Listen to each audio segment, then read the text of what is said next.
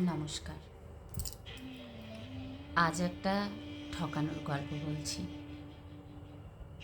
কিছু মানুষ ঠকানোর পরেও আনন্দ পায়, আবার কিছু মানুষ ঠকানোর পরে দুঃখ পায়।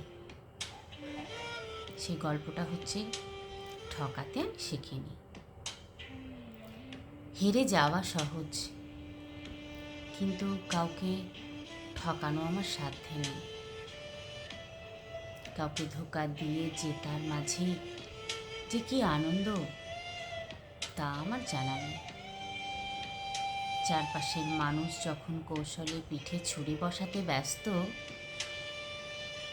আমি তখনও সরলতার এক অদ্ভুত ঘোরে বুঁদ হয়ে থাকি।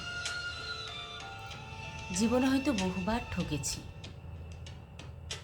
অন্ধকারের মুখোমুখি হয়েছি, বিশ্বাস হারিয়েছি, তবুও কারো বিশ্বাসের সাথে বেইমানি করতে পারিনি। এই চতুর দুনিয়ায় আমি নিজেকে এক বোকা মানুষ বলেই মানি, যার কাছে সাফল্যের চেয়ে সম্পর্কের পবিত্রতা অনেক বেশি দামি। দিন শেষে প্রাপ্তি হয়তো শূন্য, কিন্তু মনের ভেতর এক পরম শান্তি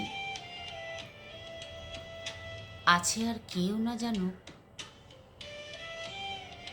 অন্যায়ের এই ভিড়ে আমি অন্তত কাউকে ঠকাইনি। নমস্কার।